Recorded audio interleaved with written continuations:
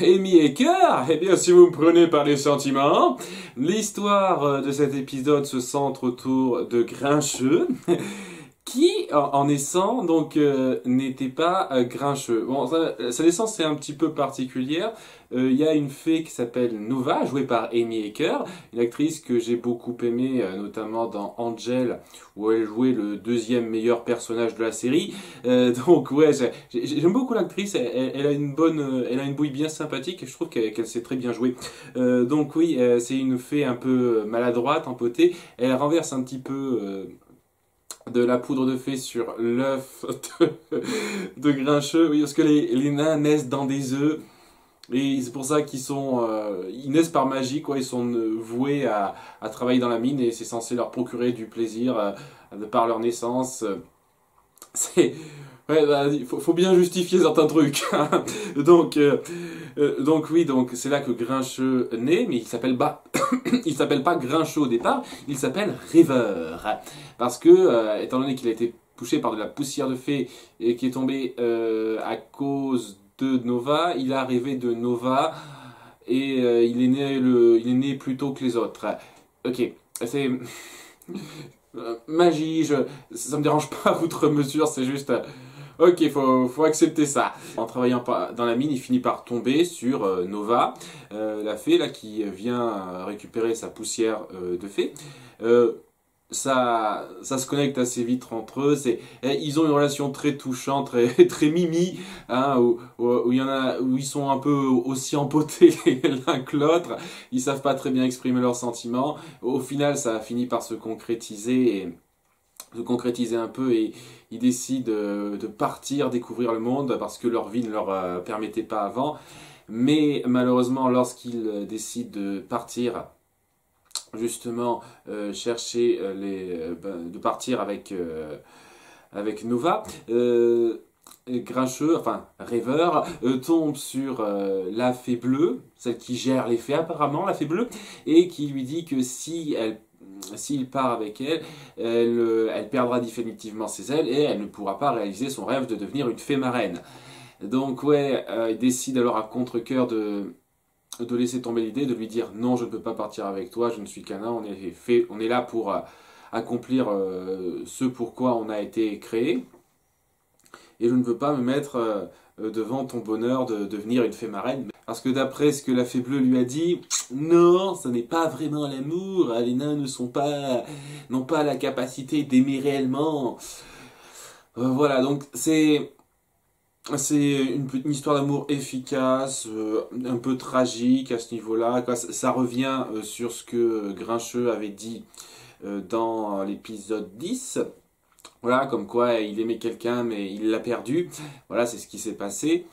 Bien entendu, je l'ai pas dit, mais oui, suite à ça, il perd son côté rêveur et c'est là que il prend pour nouveau nom Grincheux.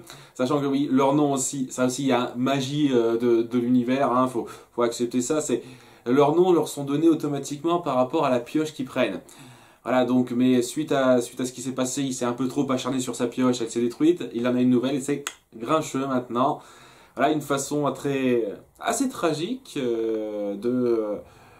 d'expliquer les origines du personnage et de ce nom. Pas grand chose à dire sur ce flashback, il est bien fichu, rien à redire. Les deux personnages centraux, comme j'ai dit, j'adore Amy Acker, le type qui joue Grincheux le joue très bien aussi.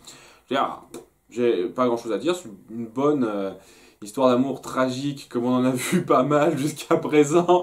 Ça aime bien partir là-dessus, la série. Donc, dans notre réalité, Grincheux qui s'appelle Leroy, qui est un petit peu considéré comme l'ivrogne du village et qui n'est pas beaucoup aimé, tombe maintenant sur l'équivalent de Nova, qui s'appelle...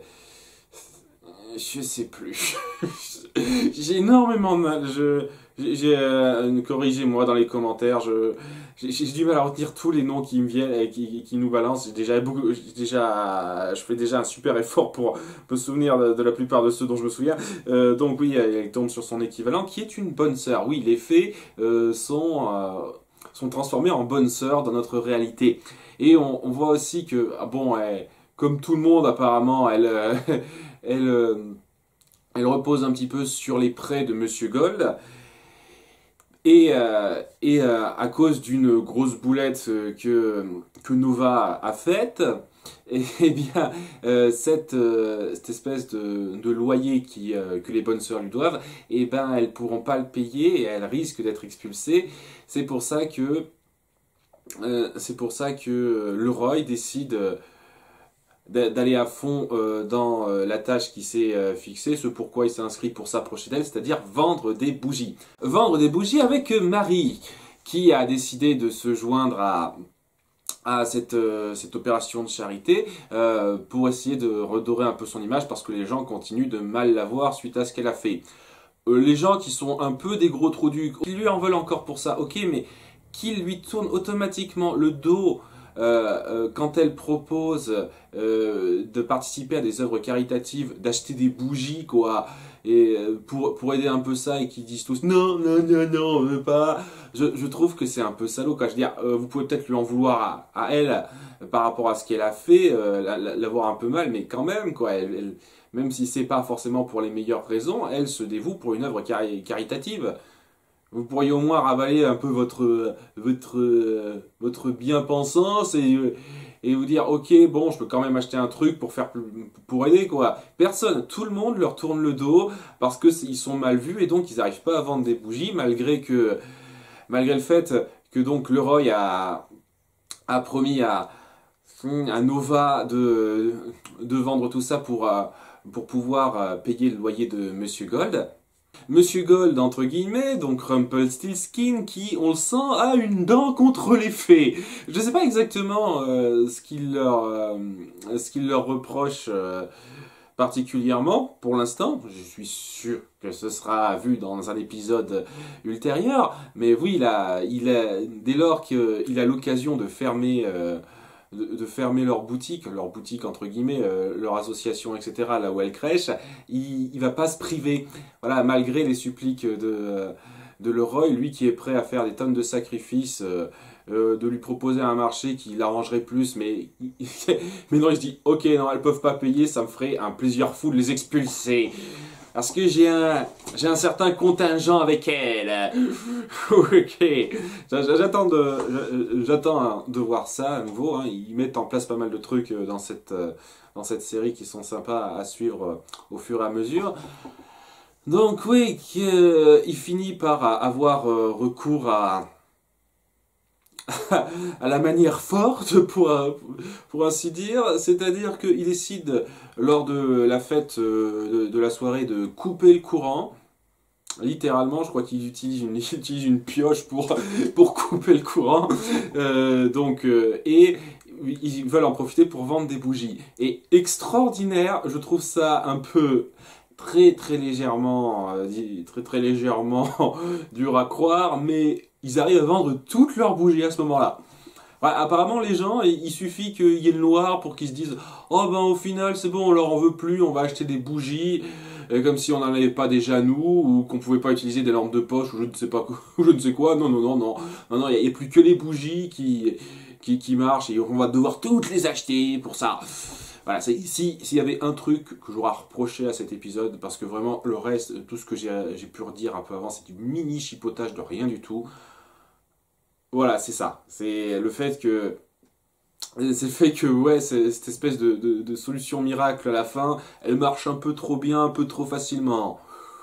Donc, tout s'arrange, les bonnes sœurs ont l'argent pour payer leur loyer, et Leroy se rapproche un petit peu de la bonne sœur Nova. Je sais que c'est pas son nom dans la réalité, je suis désolé, je m'en souviens pas.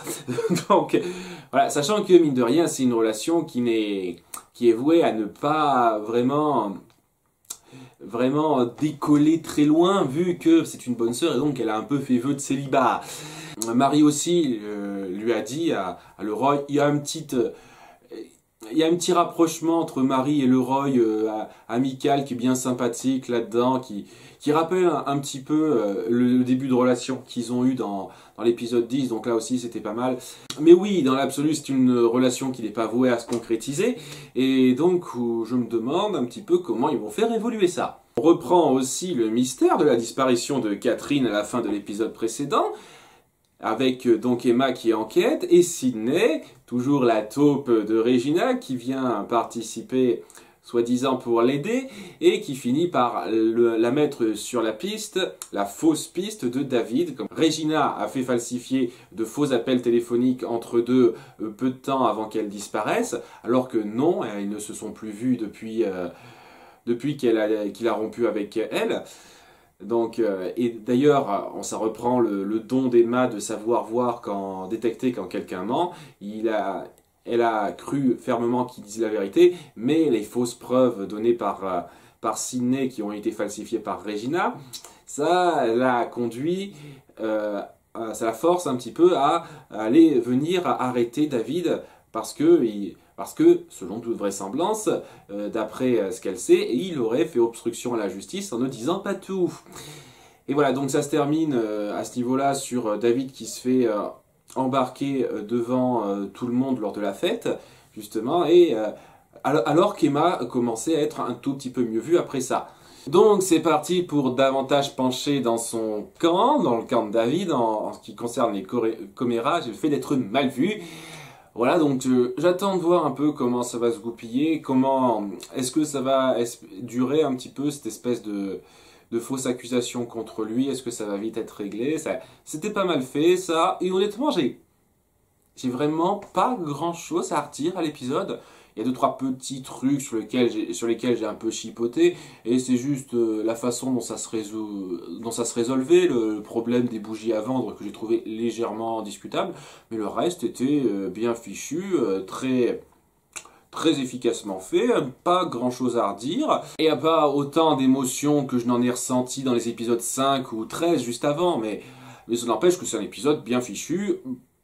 J'aime bien aussi pas mal de choses qui commencent à être mises en place, de choses qui sont reprises. La chose que j'ai le plus aimé, c'est lorsque donc Grincheux, qui est rêveur à ce moment-là, rêveur se demande ce qu'il ressent après avoir rencontré Nova, il sait pas ce que c'est, et que tout d'un coup Belle est là dans la même taverne que lui, quoi, sans doute peu de temps après avoir quitté Rumpelstiltskin, et elle lui dit que ce genre de sentiment c'est l'amour, et c'est elle qui l'amène à partir retrouver Nova à ce moment-là. Voilà, c'était pas mal d'introduire ce personnage-là, de montrer ce personnage-là à cet instant-là. C'est le genre de rencontre qui me parle bien, qui me plaise bien. Voilà, en dehors de ça, vraiment, un épisode bien fichu, bien écrit. J'ai très peu de choses à redire sur la cohérence, et croyez-moi, je suis le genre de gars qui recherche les problèmes dans la cohérence, et honnêtement, ouais, parfaitement bien écrit. C'était 2 personnages centraux bien sympathiques, bien mignons. C'était très sympathique. J'attends de voir comment ce couple évoluera. Merci d'avoir suivi. À bientôt pour l'épisode suivant. Ciao!